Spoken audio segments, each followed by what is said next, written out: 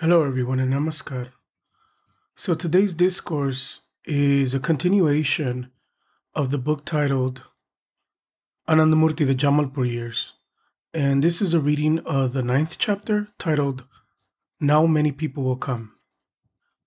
Despite its advent onto this earth many thousands of years ago, humanity has not yet been capable of building a well integrated and universal society. This is in no way indicative of the glory of human intellect and erudition. You, who have understood the predicament, realized the urgency, and seen the naked dance of evil, and heard the hypocritical and raucous laughter of the divisive forces, should throw yourself into this noble task without further delay. When the ends are just and noble, success is inevitable. Though no one had any inkling yet of the vast extent of the philosophy that Baba will soon be unveiling, he made the basic tenets of his teachings clear to everyone right from the beginning. Baba required of all his disciples who wore the sacred thread to remove it before he would initiate them. He spoke out openly against all kinds of religious dogma, including the idol worship and the caste system, so fundamental to the Orthodox Hinduism. He urged them to openly oppose all sorts of social injustice. The only ism he supported was universalism, emphasizing time and again that all human beings belong to one cosmic brotherhood, with equal rights to the gifts of providence. It was a fundamental part of their practice, he explained, to treat everything, animate or inanimate, as varied expressions of one divine consciousness. This implied a spirit of service to the creation, a willingness to work not only for the welfare of human beings, but all living beings and even inanimate objects. These and other ideals he preached became the basis of the message he asked them to spread, a rational, scientific spirituality that immediately started to attract the progressive-minded in Jamalpur and nearby towns, and would soon begin drawing the ire of the Orthodox Hindu community. Even the so-called miracles they had witnessed had a scientific explanation, and Baba went to great lengths to elucidate the subtle mechanisms behind them, though his explanations were sometimes too complex or too subtle for them to follow. There is nothing supernatural in this universe, he told them. Everything is natural. It is only that some things are comparatively rare, so we take them to have some supernatural origin.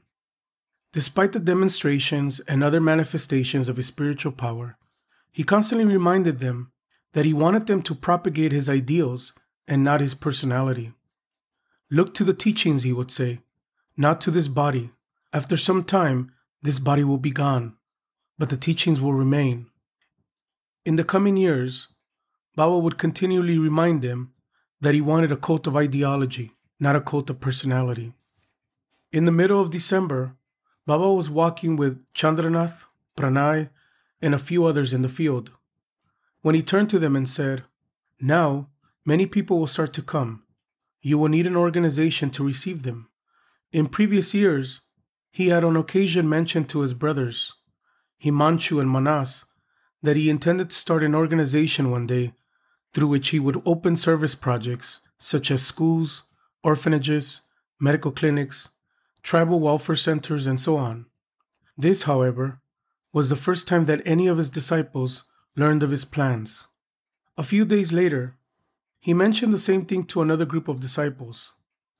The idea gelled, and it was decided on Baba's suggestion to officially found the organization on the first day of the international calendar. In the meantime, Baba suggested they hold a meeting in order to draft a constitution and a set of bylaws required to legally register the organization. It was decided to use the Christmas holiday for this purpose. On Christmas morning, a group of disciples led by Pranay met at the Rampur colony quarters to draft the constitution. Unaware of the meeting, Nagina also arrived in Jamalpur that morning, along with Dr. Bishwanath, a childhood friend, and a veterinarian whom he had brought to Baba for initiation earlier that year, and Deep Narayan, a young clerk who worked under him in the Central Excise Department. Dipnarayan had been initiated 2 weeks earlier under rather unusual circumstances. Within minutes of being ushered into Baba's room, he had lost consciousness and had to be carried out. I remember I entered the room and sat down in front of Baba, who was sitting on a cot. Then His Grace entered me, and I went into a state of samadhi. When I began to recover my consciousness, I was lying in a corner of the next room. I heard Baba tell Sukumar to give me a cup of hot milk. I tried to get up, but I couldn't. I was a champion weightlifter in college, but I couldn't even stand up properly. My body was as cold as ice. The other people there helped me to get up. Then gradually, it came back to me that Baba had given me a mantra that I was supposed to repeat. That was all I could remember from the initiation. The next day, Baba revised my meditation. 3 days later, while Dipnarayan was in the bathroom, it occurred to him that it would not be proper to recite a sacred mantra in such a dirty place. He stopped his internal recitation and waited until he was out of the bathroom before he began again. That evening, Baba came into the ashram and gave a short talk in which he explained that the mantra should be recited silently everywhere and anywhere, even on the toilet. "Do you understand, Dipnarayan?" Baba said. Afterward, Dipnarayan had to explain to the curious disciples why Baba had singled him out. Now, 10 days later, Dipnarayan, Nagina, and Vishwanath were heading toward Baba's house in high spirits to spend Christmas Day with the Master. Before they reached the house, they saw Baba walking in their direction. They rushed up to him and bowed down to touch his feet in the traditional show of respect for one's elders and one's guru, known as pranam. Baba informed them of the meeting and suggested they go to the ashram to help the others with what was certain to be a long day's work. On their way to the ashram, they stopped at Bindeshwari's house to eat an early lunch. Nagina, an inveterate smoker, was about to leave his cigarettes at the house, as he normally did, but Vishwanath convinced him to bring them along. It was going to be a long afternoon, he reasoned. Nagina would be hard-pressed to go that long without a smoke. When they arrived at the ashram, Nagina left his cigarettes outside on a window ledge before joining the others, who were sitting in a circle in front of a wooden cot. A batik cotton sheet covered the cot, and on it was a framed photo of Baba in Varavaya Mudra. Pranay asked Nagina to take dictation, and he immediately set to work. Late in the afternoon, with the greater portion of the constitution completed, Nagina excused himself to go outside and have a smoke. The other disciples, however, wanted to press on. Someone suggested that Nagina fetch his cigarettes and smoke while they continued working. All eyes turned to Pranay, who had been designated as the ashram manager. Pranay thought about it for a moment and then hit upon a compromise. "Shishir, take Baba's photo into the next room and leave it there until Nagina is done smoking. That way we won't be disrespecting the Guru." When the photo was removed, Pranay made a makeshift ashtray for Nagina. Though Nagina felt uneasy about it, he lit a cigarette and went back to work. After a couple of puffs, the cigarette went out and he was unable to light it again before he ran out of matches. He shrugged his shoulders, left the cigarette in the ashtray, and continued writing. A couple of hours later, the group finished their work. Some of them, including Nagina, left to meet Baba at his house. The rest decided to remain in the ashram and relax until Baba arrived. As Nagina and the others were walking down the road towards Baba's house, they saw him heading toward the ashram at a furious pace. When Baba drew near, they realized that his mood was even more furious than his gait. Turning to accompany him, they struggled to keep pace. Disconcerted by the stormy look on the master's face, finally someone timidly asked him what the matter was. "My whole body is burning," Baba shouted. After that, no one dared say anything. When they reached the ashram, Baba strode directly to his chair and called for a piece of paper, a pen, and someone to take dictation. Punishment order number 1, Baba said. Once Nagina was ready with a pen. Nagina will not touch my feet until further notice, and he will not participate in Guru Puja. A distraught Nagina tried to keep his hands from trembling as he noted down his punishment. Punishment order number 2. Deep Narayan will not touch my feet for a period of 4 days. Punishment order number 3. Pranay Kumar and Shishir will not touch my feet for a period of 3 days. Unable to control himself, Nagina started weeping, while everyone else trembled in the face of Baba's ire. Do you think that if you remove my photo to the other room, I won't be able to see what is going on here? My whole body was burning from the smoke. That night during field walk, Baba again scolded Pranay for not preserving the sanctity of the ashram. He rebuked Nagina for disobeying his instructions to avoid smoke, which he had given Nagina when he had taught him pranayama. Nagina, who had not realized that avoiding smoke also meant he should stop smoking himself, vowed to quit, and indeed, that would be the last cigarette he would ever smoke. When Nagina returned home, he found that he had been demoted from his position of Superintendent, Central Excise, effective December 25, the same date as Baba's punishment. He was so upset by the incident that he was afraid to even touch Baba's feet mentally without permission. So he wrote a letter to Baba and asked whether or not it was permitted. Baba wrote back that it was allowed, and also explained to him in a second letter that he should not allow the sanctity of the ashram to be violated under any circumstances.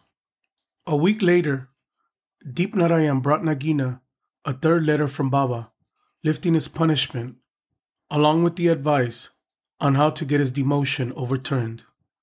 Nagina followed Baba's instructions and was eventually restored to his previous post. The next meeting was held on Saturday, the 1st of January, in Baba's presence. Baba began by telling the disciples that he was thinking of calling the new organization Ananda Marga. Ananda, he said, is the Sanskrit word for infinite happiness or bliss, the goal of every living being. Marga is the path that leads to that goal. Thus, Ananda Marga is the path of bliss. He asked everyone what they thought of the name. When they voiced their approval, he suggested the name Ananda Marga Pracharaka Samga, the Society for the Propagation of Ananda Marga, as the official name of the new organization. Their school of philosophy, he explained, would also be called Ananda Marga.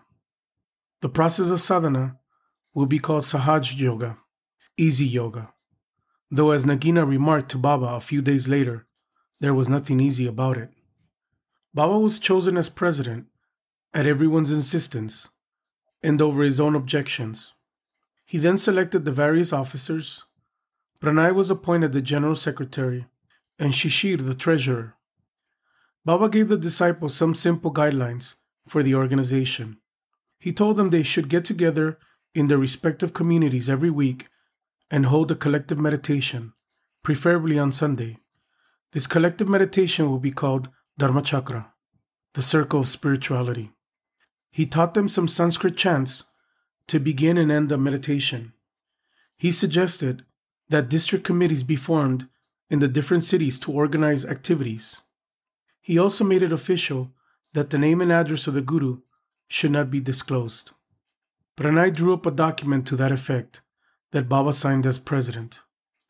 At one point, Baba pointed to himself and said, "Now many people will start to come, and it will not be possible for me, with one physical body, to initiate them all. Some of you will have to act as my representatives and undergo training as acharyas." A few days later, Baba will start training Pranay to be the first acharya, followed in February by a group of 5 more. Finally, Baba declared that on the following Sunday, they would hold a large spiritual conference with a collective meal afterward, and thereafter at periodic intervals. In the future, such collective spiritual gatherings will be called Dharma Mahachakra, the Great Circle of Spirituality. Later that evening, Baba sat and gave a formal discourse. Several disciples took notes in longhand, trying to preserve the contents of his speech as best as he could. The subject of the discourse was the gradual evolution of society. For the first time, Baba used the name Ananda Marga to refer to the new philosophy and spiritual movement. During the introversal phase of the cosmic mind, he began, when the quinquelemental creation came in touch with the divine powers of Purushottama, the supreme all-knowing entity, it developed the vibrations of life. And the more this vital energy received Brahma's brilliance, the more enlightened it grew. And this glow led it forward on the path of self-realization. From there, he traced the evolution of consciousness as it manifested in the evolution of society, from its inception until the present age, ending with a concise description of the disastrous state of contemporary human affairs. He then pointed out the need for change in words shorn of any ambiguity. This state of affairs cannot be allowed to continue. This structure of inequality and injustice must be destroyed and powdered down for the collective interest of human beings. Then and then alone may man be able to lead society on the path of virtue. Finally, Baba exhorted his disciples, and indeed the entire human race, to accept responsibility for creating a blissful society. O man, frame the social structure having regard to the needs of man. Do not try to do anything for petty personal or group interests. For whatever you do with limited outlook, destitute of cosmic feelings, cannot last. The cruel touch of time will annihilate it into an oblivion which nobody can comprehend. It is not necessary to study books for the purpose of knowing how to work, how to act, how to retain, and how to renounce. The need is to look upon every living being of the universe with sincere feelings of love and sympathy, and then alone you will realize that whatever you make, retain, or break is generated and controlled by the universal cosmic bliss. With this devotion and actions guided by knowledge, you will be able to explore the very soul of souls, the supreme object within you, whom you had concealed unknowingly within the precious treasures of your heart. In a single discourse, Baba summed up the spirit of Ananda Marga, laying the foundation for the ideology he will now begin openly disseminating and letting his disciples know that his teachings and his life would not be confined to the spiritual elevation of a select group of individuals. Unlike other spiritual movements, his disciples will have to accept the demanding work of social change as their direct responsibility, something very different than they were used to seeing in Indian gurus. He made it clear to them that he would be content with nothing less than the transformation of the entire planet for the welfare of every living being that inhabited it. This was his mission. By accepting him as their guru, it would also become theirs. Thank you.